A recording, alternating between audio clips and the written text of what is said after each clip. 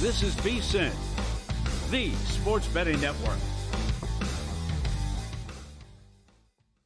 Follow the money. That's what I always say. You always follow the money. Yeah. This is Follow the Money with Mitch Moss and Paulie Howard on VSiN. Here we go. Welcome in. It is Follow the Money on VSiN, the sports betting network. We are live in downtown Las Vegas from the Circa Resort and Casino. Big Wednesday edition lined up. Rich Gannon coming up in 15 minutes. Former NFL MVP on the show. Sal Palantonio, always great, from ESPN. Matt Euman's best bets, college football and the NFL. We'll get into some Week 7 line moves that we have, Week 8 look-aheads, and the best and worst teams in the NFL and college football ATS. We have Game 3 NLCS coming up. We have WNBA Game 3. We got couple college football games on the board tonight, Paulie. So a little bit of everything sprinkled in to get to throughout the show. Let's begin with this. Thursday night, tomorrow, obviously, we have the Saints hosting the Broncos. On the look-ahead, New Orleans, they were a small favorite against Denver, and now Denver has to fly from their location to New Orleans to play this game on short rest to play the Saints. Broncos are now up to 2.5 minus 120 here at Circa. I did see them touch 3 earlier in the day today. The list of injuries now that we know of, and this just came down within the last 30 minutes. Chris Olave, wide receiver, Saints, out. Rashid Shaheed needs surgery on his meniscus. He is out. That could be, they don't know yet. They're saying it could be season ending. I'm looking at the Saints injury report right now. There's no end in sight for guys who either did not practice, they are absolutely questionable for the game, they were limited, and we don't know their status. Is it almost enough? Should it go higher? Because it's also Rattler, too. So it was a mixed bag against Tampa and just a crazy game where it goes from 17-0, 21-17, and then ends up being a blowout. But they couldn't. I would think Denver's going to be able to move the ball. I would think so, too. They're coming off that horrible performance defensively. And now if that happens again, you got to worry about Allen's status. But it's just, it's a 4-point move. It's a 5-point move. It's probably go higher. Because you think all these guys that continue to lose people, and you're going with a young quarterback again. Well, I mean, so, outside of the quarterback position, a lot of times when a single player goes down at any other position, he's not going to be really affect the line. There are, Hutchinson for the Lions, possibly. There's a wide receiver here or there, running back potentially. But it looks like the Saints are going to have cluster injuries at several positions in the game tomorrow night. Without Olave and without Shaheed, somebody by the name of Bub Means had a full practice yesterday, and that's one of the guys, in theory, Spencer Rattler's going to be throwing to tomorrow night. Bub. Hey, Bub. Hey, boy. Hey, Bubs. Wow. Fantastic. I think Bubs, when we did this last year on the most condescending nicknames that you could call somebody, I think Bubs was on the list. Really? I think somebody actually brought up Bubs, yeah. They had a champ and chief we kicked around like 60 different names. Sure, good one. Yeah. Sure. Good. Sure. Unfortunate for the Saints, and boy, how this has escalated quickly. You went from, whoa, watch out for this team to they're not even going to make the playoffs. What's going to happen here? So that's, again, it's a perilous trade. This is Thursday night football. This stuff can happen. And it's a laundry list of all these injuries and what's going on. And you couldn't get there last week, but you would think he's got to throw to Kamara. Who else is going to catch the ball? I know. What's going to happen in this game? But I would also like to think that Taysom Hill could have an impact, but is he going to play? I don't know, because he's had several injuries now going back the last 3 weeks. Yeah. Also a good point about, one specific player not really going to move a line. You see the big movement in the Cleveland game. It can't be because of Cooper. He hadn't done anything. Right. And you're also getting Chubb back. So, more on that big line movement coming up as well. But this is significant news. I thought it was intriguing. ESPN.com today, there was a back and forth, good write-up with Dan Graziano and Jeremy Fowler, and they were talking about potential trades now that we had a couple already this week. And they started off, obviously, with the Lions because of the injury to Aiden Hutchinson, and they were kicking around guys that they could go and acquire. They threw out Hassan Reddick, where it might make some sense. They did say that it's unlikely that they could see the Raiders trading Max Crosby. They actually brought up Myles Garrett name, but they said the same thing. They did say Azeez Ojulari from the Giants could absolutely be on the block. And then they said Jadeveon Clowney or Chase Young could be a guy or one of the players that they could go after. But I did notice that when they were talking and going back and forth, they said expect the Lions to be aggressive, and they pointed out there's so much cap space to absorb that they will probably, actually, if you could bet on this, the Lions will make a move. Yeah. It's a good back and forth and a good article. The other thing is Rex Ryan thinks that as of now the Hutchinson injury may have cost him a Super Bowl. So But I think I'm right there with them. Yeah, I think they'll be aggressive, and I think they'll try to replace him, and they got to make a move, and you got to go for it, and I think they will, and they should. The other thing, there was a great back and forth in this article that, I think everyone in the audience, everyone we know, you've worked with somebody at some point where it's like, he's getting away, they are getting away with murder. Like, what will it take for them to get fired? Mm-hmm. And Graziano's working with a guy in cubicle, and they come back and they go, what would this guy have to do? And they finally arrived at the conclusion that 4 days in a row, he would have to walk into his boss's office and punch him in the face. Yeah, how about that? They actually talked about it and landed on the number. It would take 4 days in a row. Right. And we worked with an individual who just like, there was one time where it was so bad and nothing would happen. And it kills morale. It kills it. Where you're just not going to punish somebody and you're going to hold someone to a different standard and they can just do nothing. This over and over and over again, nothing happens. And this individual got in a road rage incident when he was in a company vehicle. And he denied it. And they goes, well, okay, he said it wasn't him. But he was the only African-American male who was working at the company at that time. So unless someone stole the company vehicle, there's just no other conclusion one could come to that, it had to be him. So as Graziano gets into, and why you saw a big move on the Bengals, even though they looked so bad Sunday night, Cooper wanted out, couldn't stand it. There is no incentive for Watson to improve his play because they're not going to get rid of him or bench him, and he's making $2.5 million a week. Yeah. A week. It's guaranteed. So it's just, I think everyone's arrived at the same, there it's like they're a joke. Everyone's pissed off. They can't believe they're doing this. Real talk here. Management, front office wants them to get hurt, or they hope something comes of one of these settlements. They want more lawsuits. Yeah, right. And Goodell comes down with the hammer. Because you just can't continue to trot this guy out when you have the worst offense and you look like a joke out there. That's why you see a 3-point move on the Bengals, who looked awful Sunday. So it was, and Tony Rizzo came on this show before the Raiders game. He was out here for the Cleveland game, and several thousand Browns fans as well. And he was adamant, and he's been saying this on his show the entire time in Cleveland. We asked him 3 different times or 3 different ways, like, when are they going to pull the plug? They're not, guys. They're not going to. It doesn't matter what. He is going to be the starting quarterback. No matter if he stays healthy, don't forget about it. Don't even bring it up anymore. It's not going to be Winston. They're not going to make the move. And again this week, Stefanski goes up there and says Watson gives us the best chance to win. Right. So he's trying to be. He's a good soldier. I mean, he's basically only the messenger, right? There's no way, how Stefanski wants Watson at his quarterback. I don't care how many times he tells you that.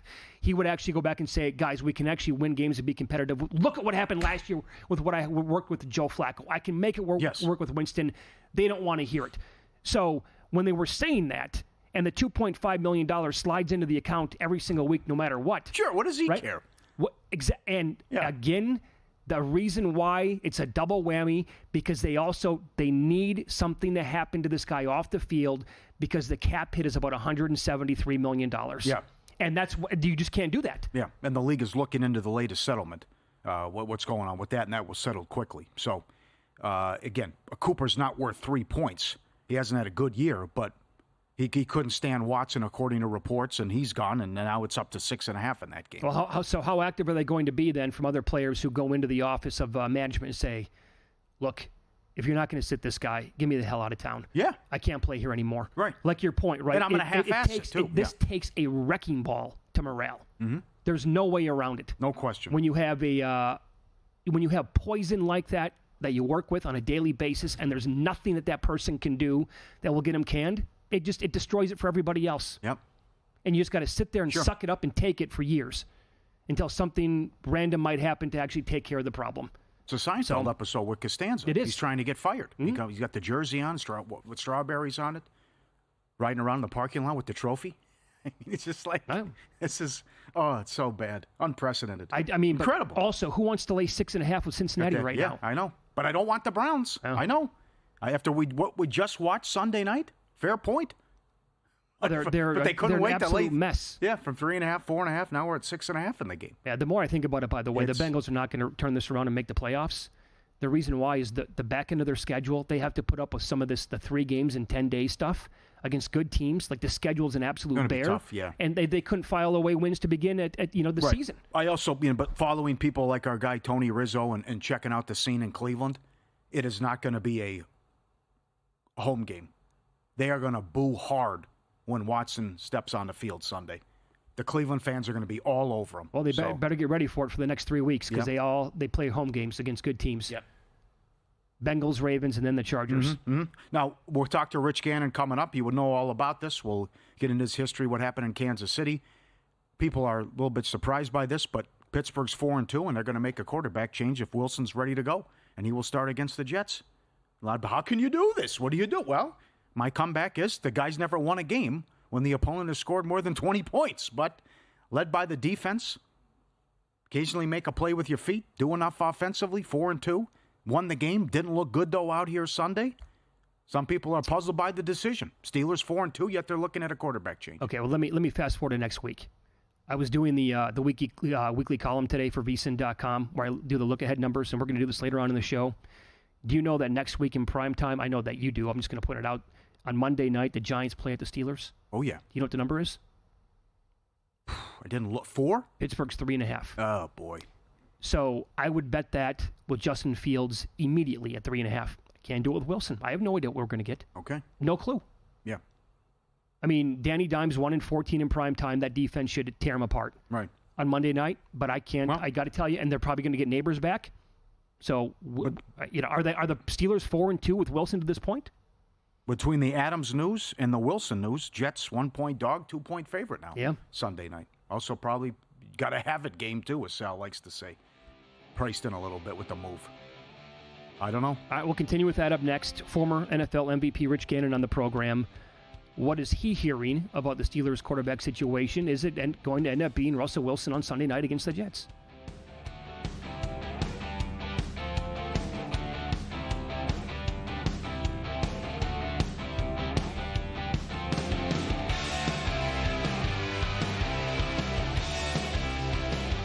Time. There's nothing more valuable. It's what drives everyone to make the most of every moment. We celebrate living large in the now. In a city where time disappears, we create experiences that electrify the soul and memories that will last forever. We go big, we go all night, and here, everyone is invited. So get loose and get loud. This is Circa. You'll have the time of your life. Coming up Wednesday on Follow the Money, playoff baseball continues, college football games to cover, and Rich Gannon, Sal Pal, and Matt Humans on the NFL and all the trades. Follow the Money weekdays, 4 to 7 Eastern on VSiN, the Sports Betting Network. Want to see who at VSiN is on a hot streak? Go to VSiN.com/picks to see all the selections and weekly leaderboard of VSiN hosts, writers, and guests. Become a VSiN Pro subscriber and get every pick sent to your inbox daily. Just head to VSiN.com/pro. So, Paulie, have you had a chance to read the VSiN Daily yet? Yeah, came in at 3 a.m. What's Bill doing up that late? Well, rumor has it, it starts off with a 12-hour meditation session. Then he just pours himself over film and live TV, really focusing and taking it all in. Bill's in with the biggest insiders, talking trade secrets, strategies, the whole nine, absorbing the info. And then and only then can the writing process begin.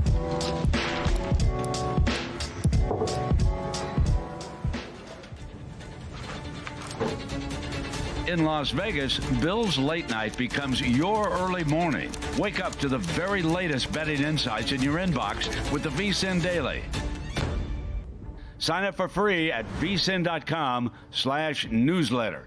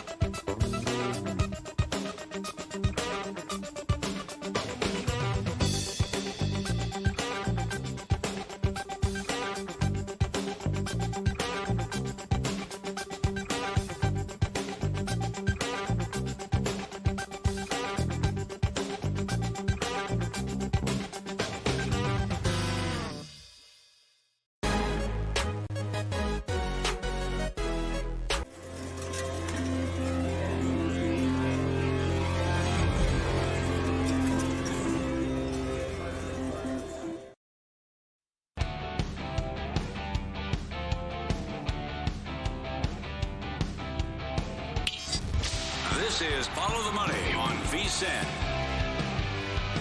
Welcome back, Heavy NFL, to begin the show today. And every Wednesday at this time, former MVP Rich Gannon joins the program as he is on the Progressive guest line. Rich, it's always good to talk to you. How are you?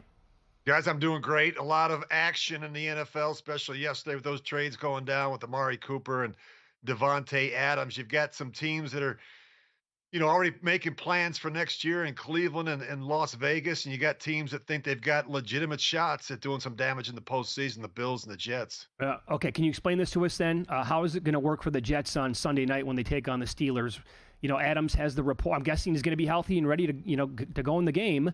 So that rapport with Rodgers, obviously, from all that time in Green Bay, does he just slide right in and it's going to be no problem working him into the game plan? It shouldn't be a problem at all. Keep in mind, they have a history together, Aaron and Davante, and it's really simple when you have a player like that. First of all, who's a smart guy, who's been around the system a long time. Even if there's some different things that they've added, Aaron can always tag the play. So in other words, at the end of the play, two Jeff Legger drive halfback corner. Hey, Davante, you got the comeback. Hey, Davante, you've got the dig. Hey, Davante, you got the crosser. Hey, Davante, alert. So he can help him where he needs help. But he's going to be in good shape. And I think physically, guys, he was probably ready last week, maybe even the week before. So I anticipate he's not only going to play, but he's going to have an impact on the outcome in that one. So it wasn't working out with Williams, and they couldn't get on the same page, the drops. He put him on Front Street after the game saying he ran the wrong route on that interception. What do you think of that? It's not a good look. We talk about quarterbacks absorbing as much of the criticism when things go wrong and deflecting as much of the attention away from themselves when things go well. And I just think it wasn't his best moment, but I think he's very frustrated, guys. I've been in that situation before later in my career in Oakland. He talks about a standard that they have to play to. And I just think there's some frustration with Mike Williams. He hasn't been healthy. He's missed a lot of practice time. He's made some mistakes. The physical mistakes you can live with. The mental mistakes, the missed assignments are just too much to tolerate. And I think that's really where the frustration comes in. And I think it's a big reason why they went out and got Davante Adams. I think Aaron convinced the owner and the general manager and the head coach that with Davante Adams, with Garrett Wilson, we've got a much better chance of winning this division. But my sense is that Mike Williams' days are numbered. Or I shouldn't say days, plays are numbered. He's now fourth on that depth chart. He hasn't really done much this season, but it's not a good look for Aaron Rodgers. All right, in that same game now, are you hearing anything? Like, I think it's trending towards Russell Wilson getting the start. Do you agree with that move? I get the sense it is because Mike Tomlin is as good as there is, guys. In all my years of calling games on CBS, I thought he leaves nothing to doubt in terms of his messaging is very consistent. And when he says today that, it was good, but we want to be great, where we want to get going, he's giving you some indicators that I think a change is coming. And I wouldn't be surprised if it's Sunday night, we're going to see Russell Wilson. Russell Wilson's been back on the practice field the last couple of weeks, was able to be a full participant last week. And I think when you look at and you evaluate Justin Fields, I mean, there's some good things there, right? I mean, he was responsible for 10 touchdowns, 5 passing and 5 rushing. He only turned it over twice. His completion percentage was up. But I think when you grade and you evaluate the film, you grade him on every play, every drop back, every concept, every decision. And my sense is the numbers haven't been great. You look at their 20th in points scored, they're 26 in yards per play, and they're 28th in yards per game. So, and particularly in the passing yards per game. So that's been an issue right now. I think they feel they can be more efficient in the passing game if they get Russell Wilson under center. We have a mutual friend, Mark McMillan. He played with the Eagles and the Chiefs, and he once told us a great story that he could not believe when you were hot with the Chiefs on this long winning streak, and they made the quarterback change, and the locker room couldn't believe it when Schottenheimer said we're going to Gerbach. Can you share that story and also tie it into we're making a quarterback change yet we're winning? Yeah, Mighty Mouse, one of my favorite teammates, Mark McMillan, and he was a part. We had a great team that year in Kansas City, and what happened was Elvis Gerbach was hurt for about 2 months, and so not only didn't he practice, but his conditioning wasn't where it needed to be, and so he came back the last game of the season. I played most of the game. I think we went 7-1 down the stretch, and Marty, in his infinite wisdom, decided to make a change to Elvis Gerbach, and we lost to the Broncos. We had the Broncos at home at Arrowhead. We were 13-3. Our defense was the best in football by a lot, and I think we lost the game like 14-10 or something like that. With John Elway and Terrell Davis and all those guys, we were the better team. and we're the hotter team, and they decided to go with Elvis Gerbach. And what happened during the game was his conditioning was the issue. He just ran out of gas. He couldn't call the plays in the huddle. We got down to a 2-minute situation, and that was just a really big mistake. You talk about, being in playing condition, game speed is so much different than what you can do in the practice field. So Russell Wilson, that shouldn't be so much of a problem, guys. He's been in the facility. He's been working out every day. He's been on the practice field the last couple of weeks. I don't think conditioning is going to be the issue with him. I just think a little bit of rust going up against a pretty good Jets defense on Sunday night. Oh, Rich, you mentioned that was the year 1996. When we asked Mark McMillan about that, I'm going to guess it was like 2010. So we're talking, 14, 15 years after the fact. As soon as I was going down that road, the look on his face, it looked like it happened last week. Like it's something that players on the team will never, ever forget. Well, guys, you don't get those opportunities that often. We went 13-3 twice when I was in Kansas City. One time, Steve Bono was the quarterback. We lost to the Colts at home. The other time was with Elvis Gerbach. We lost to the Broncos at home. I mean, 13-3 home field advantage at Arrowhead with the best defense in football. That was a team that was good enough to win a world championship. Yeah.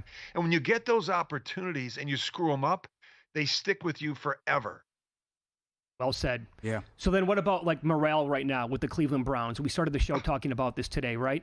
Amari Cooper wanted to get out. He's gone. How many other guys do you think are going to go to the front office to say, look, if you're going to keep playing this guy, we're horrendous. We were a playoff team last year. Get me out of here. Here's the problem. The players in the locker room are smart. They watch practice every day. They watch the game tape. They see Deshaun Watson struggling. They see him miss throws. They see him miss assignments. And they're saying to themselves, why are we not making a quarterback change? If I played that way as a defensive tackle or as a safety or as a running back, I'd be out of the game. And yet this guy's being paid $240 million. I think this is not a Kevin Stefanski decision. I think this is a Jimmy Haslam decision. And I think, the owner's embarrassed that he guaranteed this money. The quarterback hasn't performed. Here's the problem, guys.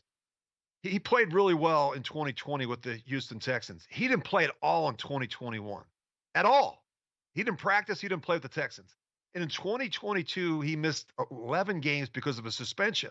And only played in 6 games. He only played in 6 games last year because of the shoulder injury. That's a lot of layoff. I don't think he's the same player. I don't think whoever coaches him, I don't think the offensive line's better. I don't think they get tackles back. I don't think they get Nick Chubb back. I don't think it really matters. They can't convert a third down. They're converting 19% on third down. Yeah. I mean, you can't function that way. They're dead last in just about every major statistical category when it comes to offensive football. And their defense is playing hard. They got a big play in the kicking game last week on the road against Philly, but the offense continues to hold them back. And here's the crazy thing. They've got a good football coach there. He's twice been the coach of the year. They made the playoffs last year with 5 different quarterbacks playing for the Cleveland Browns. Mm-hmm.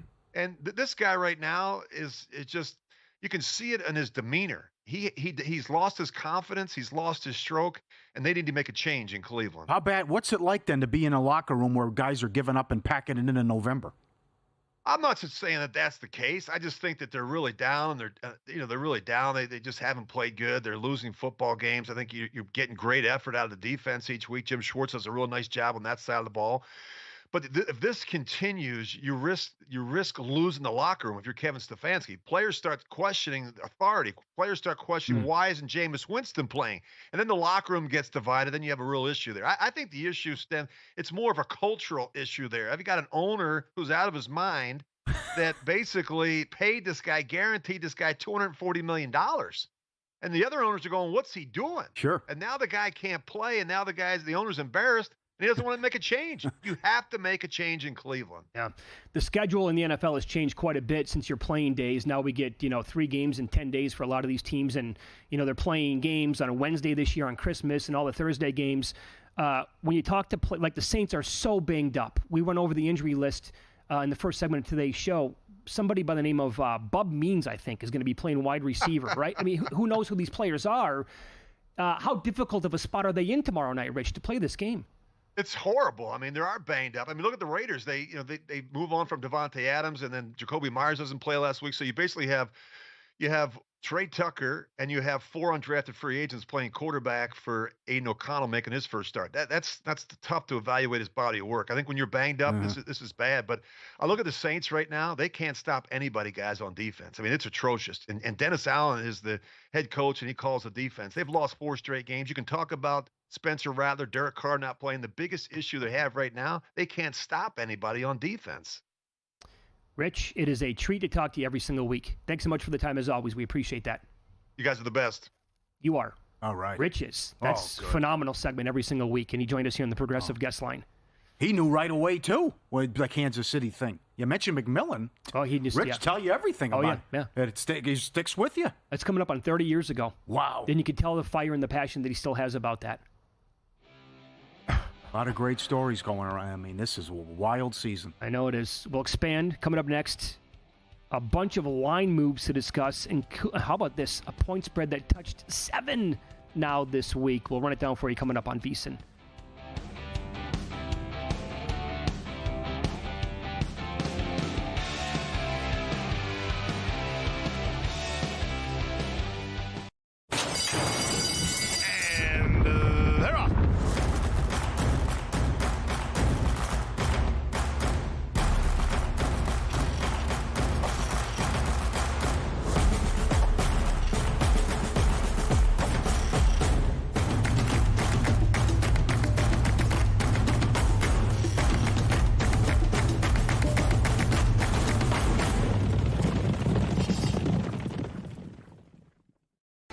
Sports betting game with VSiN's exclusive betting splits.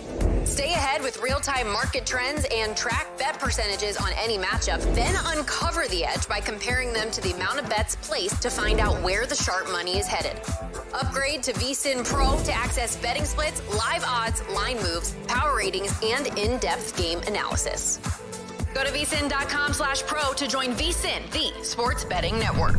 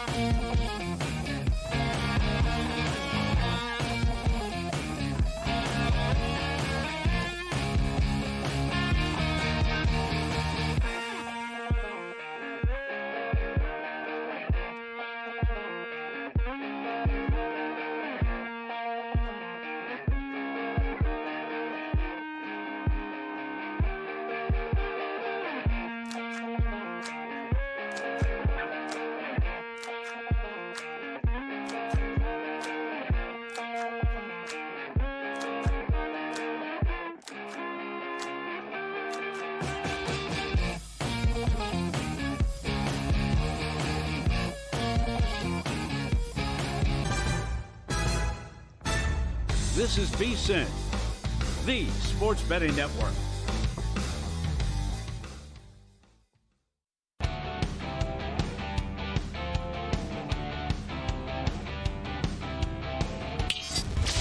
This is Follow the Money on VSiN.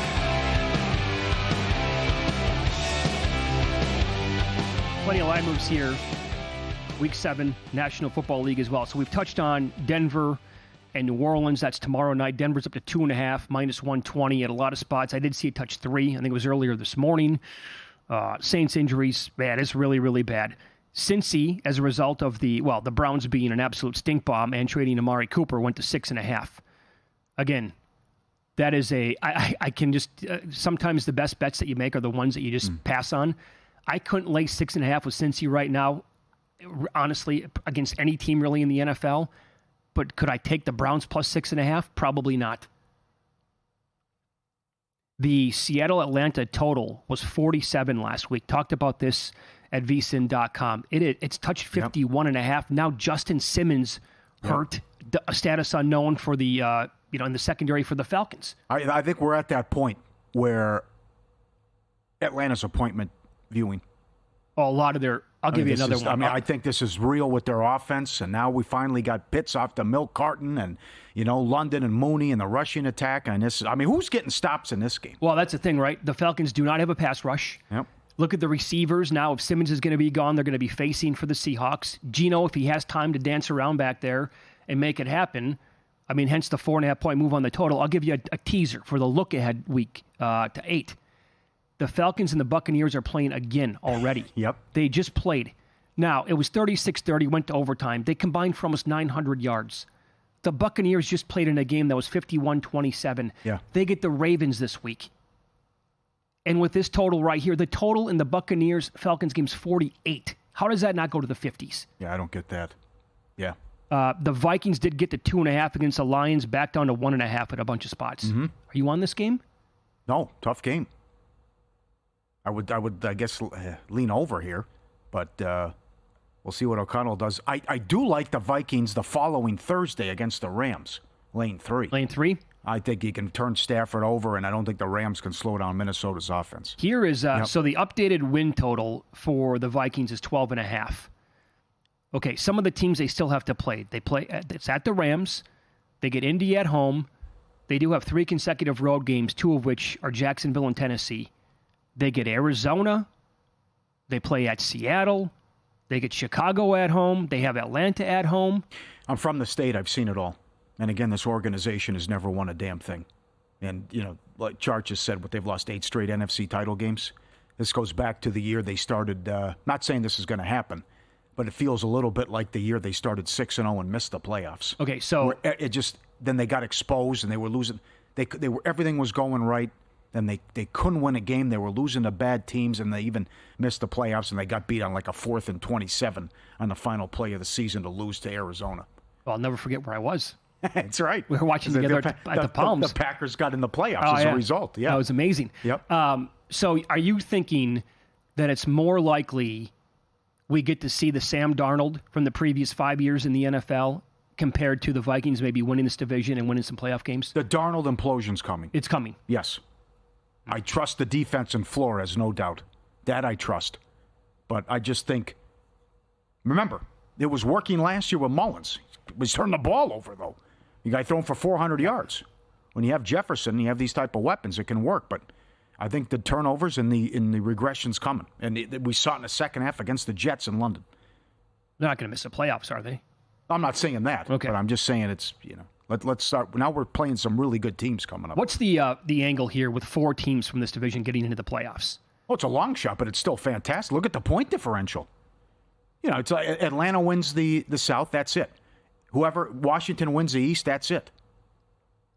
And then San Francisco takes care of the West. That's it, right? So that one's realistic, right? I think that was 16-1 at DraftKings before the year, something like that. Right. They offer it, yeah. So let's talk this through for a second here. The Niners can run away with that division in theory, and teams like the Cardinals and the Seahawks don't get above 7 or 8 wins. That's definitely possible. Yeah. I think the East, it could be, the Commanders are maybe for real. They have a super weak schedule. But then all 4 teams will have to get in over a team like Philadelphia. And then have to get over, I know. Tampa Bay then under your scenario. It takes a lot, I know. But you just look what we had last year in the AFC North. Every team, Cincinnati was in last place, 9-8. Yeah. How about this? Now, it's come back down a little bit, but the Rams did, in fact, touch 7 against the Raiders today. Yep. If you get cut back, and it shows you the issues that the Raiders have, sure. You know, the next 2 weeks, we suddenly have some pretty big point spreads for the first time, maybe the entire year. You got that game. We brought up Cincy now at 6.5. And look at the Commanders now. Again, the preseason number on this game was Washington -3 at home against Carolina. They are up to 8.5 in this game against the Panthers. This should be, the total's 52. Yes. How does Carolina stop the Washington offense? Yeah. I can't see it. And on the flip side, Washington, they're going to be without Jonathan Allen, defensive line. Other guys are banged up. I think, can't Dalton maybe put up some points against the Commanders as well? I would think that would happen, yeah. And I think that was a phony result when you look at the final score in Atlanta. That's an 8-point game late. Dalton has got Carolina on the move, and he throws a pick. Yeah. Colts total from 40, moved up 41.5 up to 44. McDaniel saying all the right things about what Huntley looks like in practice. The Eagles-Giants total, 46.5 down to 43. Well, how about that game? Philly's laying 3 now. I know it was bad off the bye, but wow. I mean, I eviscerated Philadelphia earlier in the week, partially because I had them in Survivor, and I cannot believe it came down to that. But they're laying 3 against, man. I know. Bills up to 9.5 against Tennessee, and the total 43 down to 41. And the London game, this makes sense. Jacksonville can't stop anything. 38 up to 42.5 in the Jacksonville Patriots game. Could be some weather in that game, by the way. Okay. Yes. College, Miami's laying 5 now against Louisville. What do you make of that number? I need a big performance from Miami. Back-to-back close calls. Horrible job at Cal. Dude, I got to see it now. I got to see a top-notch performance in Louisville. Has been overrated. I will tell you this, Paulie. Yep. We had multiple guests on throughout the summer. They were super high in Miami, and it looked great after the first 3 weeks or so of the season. Cam Ward's, going scorched earth on every opponent. Grabbed them at plus 450 to win the ACC championship. I'm not loving it today, compared to what it looked like 3 weeks ago. They have some problems on defense for sure. Yep. Need a big performance out of Miami. Texas is up to 5, and it's sharp money. It's wise guy money. Texas up to 5 against Georgia. So then what do you do then? If you didn't get in on that move, and didn't follow the steam right now, do you go the other way? Is that too high? You got to take Georgia plus the 5, or do you stay away right now, trusting that sharp money? I don't know. I need more information, as Brad Powers would say. There is a good chance there's an excellent chance that Alabama first half against Georgia was just an all-time fluke. That's possible. So, again, that Georgia performance against Clemson has aged beautifully. What they've done, but maybe Texas is the best team.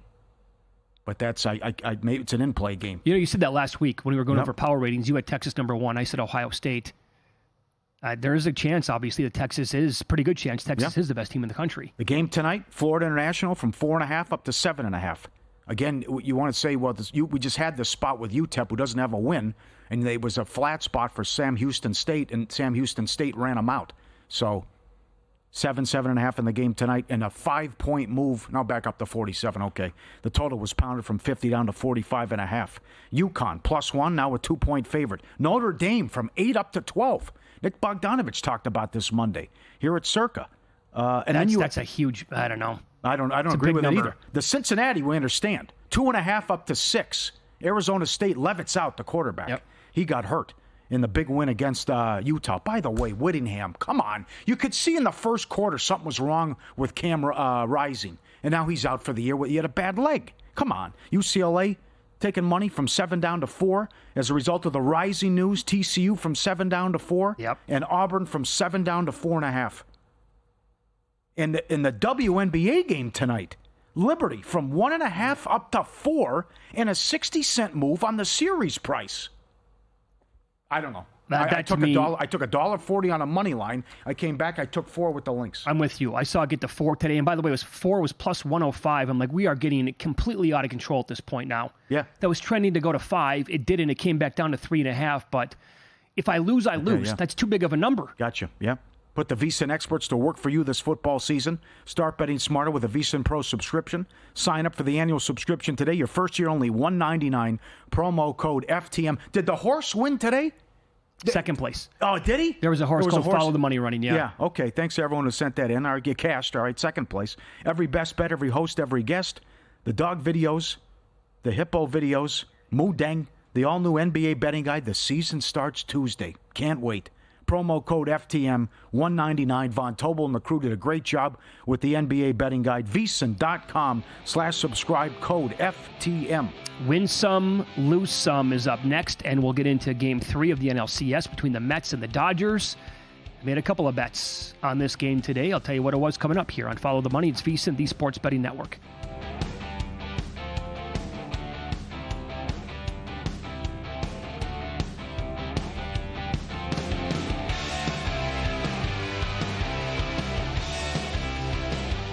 In the heart of downtown Las Vegas, a sports oasis awaits. Stadium Swim, the ultimate outdoor amphitheater, built for the ultimate sports fan, with a colossal screen that brings the game closer than ever. Reserve a daybed, private cabana, or lounge in the center of it all. 6 pools to dive into as the game heats up. And the best part, there's never an off-season. Open 365 days a year. Stadium Swim, it's always spectator season. Matt Brown and Mike Somich are on Ready, Set, Bet as they get you ready to make your bets as the last batch of football games kick off. What I took away from this is I want to bet against the Patriots when they're behind by 2 scores. People were going, well, I wonder if this team's actually better than we thought. I mean, they're not. They don't have enough talent. Don't miss out on crucial advice for live betting once the game starts, as well as looking ahead to the upcoming action. Tune in to Ready, Set, Bet Saturdays at 7 p.m. and Sundays at 8 p.m. Eastern on VSiN, the Sports Betting Network.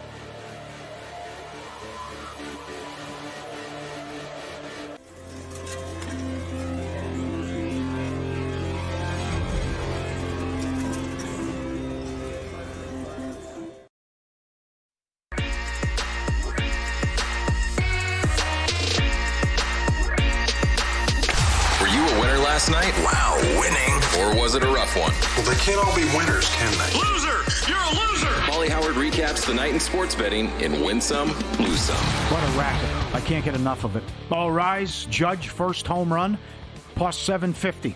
Judge to go deep in the Yankees win, plus 385. Ramirez home run, plus 440. New Mexico State money line, plus 375 if you went to bed early. Double overtime win.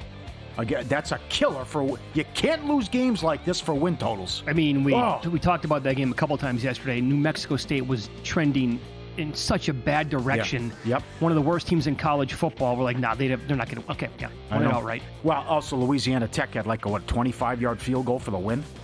Again, these college kickers, no way. Yep. Troy, South Alabama under ice cream, 56.5 down to 53.5. Hockey. Golden Knights 4-0 to the over first period. Got there again. Another high-scoring game with the Knights, but 4-0 every first period's gone over with the Knights. Kraken plus 165, and Gustafsson did it. 18th time a goalie scored in a game. He's the 15th goaltender in history to score. Is that offered? Did anyone see that? That's cool. Empty net, gloves it, puts it down, bang. Hextall did it a couple times. Marty Brodeur did it a couple times. Well, is that going to be a general prop that's offered throughout the whole night, like the Grand Salami? Will a goalie score? I think that's more towards the playoffs, see, right? That's awesome. That is awesome. And he was celebrating. They all mobbed him afterwards, as they should. In OKC, NBA, 2.5 up to 7. Subscribe, be part of the team, VSiN.com, our radio and podcast friends. You always want to see these tweets and videos at Paulie Does Vegas on Instagram. Send them in. We'll put you on TV. Look at this. I love it. The butcher leaves the leftovers out for the stray dogs. How good is that? Come on in, grab one. Take one, move on. That is great. You're a hero, my friend. Good job. The other guy comes in. Are we good? Can we do this? Community? No problem? Yep. Word gets out. And they all come in, and then they get fed every single day. Good job, man. I could talk about stories like this with my wife being a chef on the Las Vegas Strip for a long time. Okay. The amount of food that they have to throw out because they're not allowed to provide it to like the homeless, or it would blow your mind. Really? It's unbelievable. Wow, that's awesome. The butcher giving the leftovers out to the stray dogs. I love this video too. See the dog coming in here with I'm going to take it. She goes, no, don't take it. Good. He looks back. I don't care. It's my towel. Watch this. He's got it. He looks. He's going to bite the towel. And she goes, no, don't take it. And he stops and thinks for about 2 seconds and then looks back. He goes, I don't care. I'm off to the races. See, watch again. Wagging the tail. Look at the tail coming in. Oh, he knows. Give me that. Very calculated dog. Off he goes. Andre, put that up later at Paulie Does Vegas on Instagram. Back-to-back check. That's awesome. And Winnie is the co-pilot here. Sure, I got it. Sitting in there in the front seat. Not a problem, right? Falling asleep a little bit, but kind of. Oh, you are tired. Winnie is tired. Sitting in there in the front row with the ride. Oh, wow. Doing the head nod a couple times. That was me in high school. Sure. Get me out of this class already. We talked about this yesterday and ripped Jerry Jones, and rightfully so. 2 excellent tweets about the debacle in Dallas. Number 1, Charles Robinson, covers the NFL. Jones has to stop framing failure through his favorite narrative of everyone thought I was dumb and an idiot for buying the team, but look how it turned out. He said that with the guys on the radio. Oh, my God. You don't ace a test from 1989 to 1995 and then point out, how bad you've been from 96 to 2024. It doesn't work that way. And then one of the radio hosts who he took a shot at said, and this is why they got into it too, but the from 105.3 The Fan in Dallas, I'm sick of how the standard has been lowered by the Cowboys. Jerry wants praise for 12-win regular seasons. He wants a parade for TV ratings, branding, and attendance.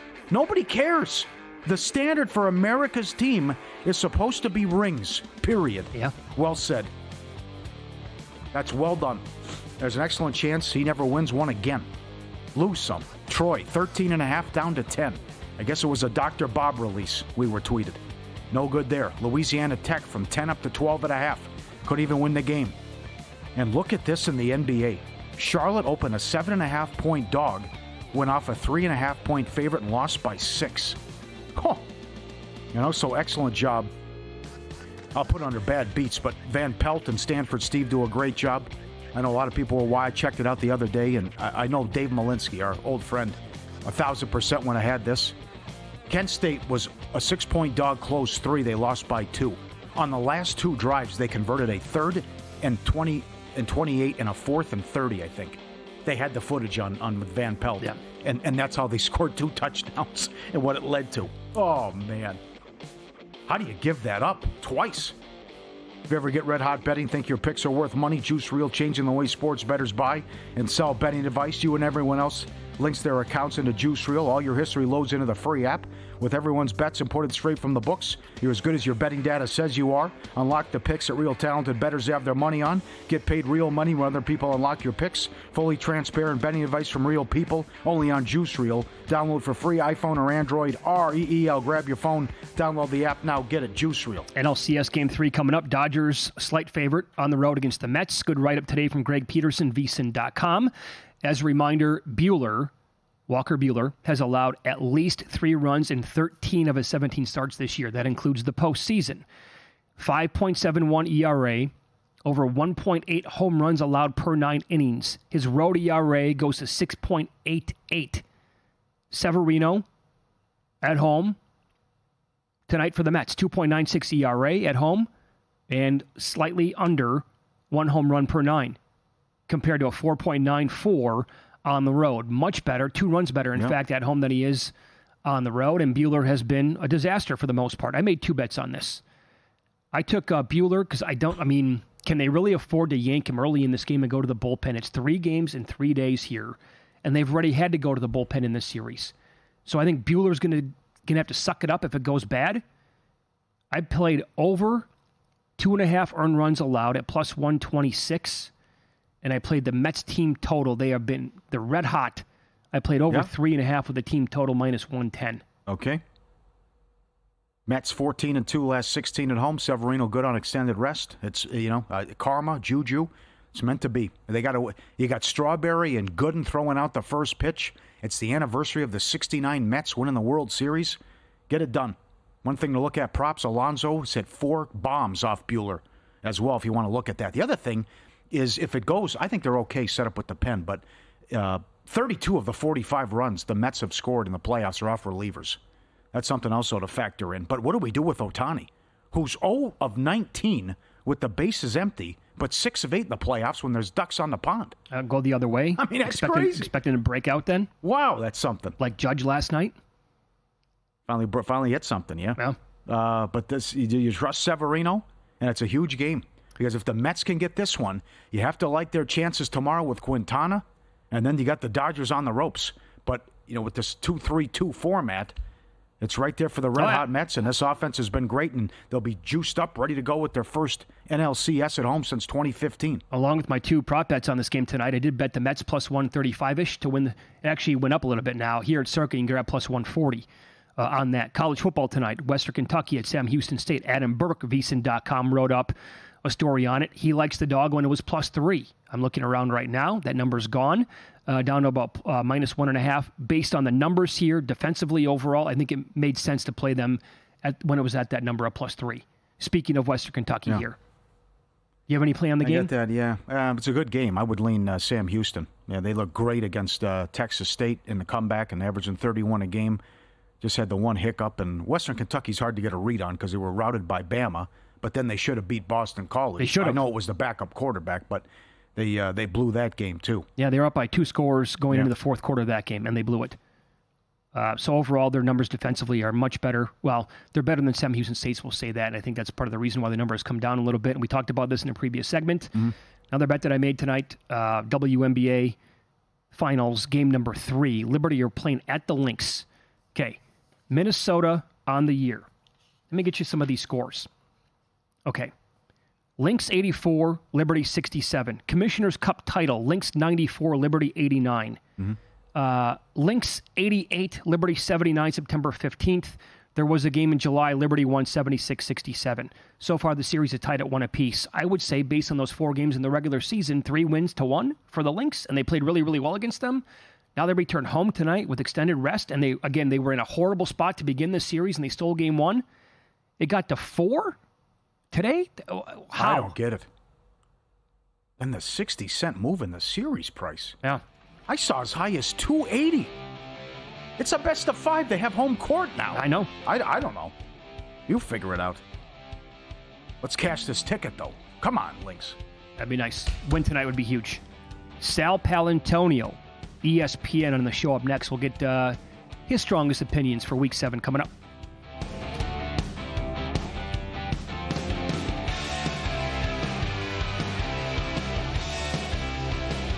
VSiN's got you covered for the start of the season with our football special. For 100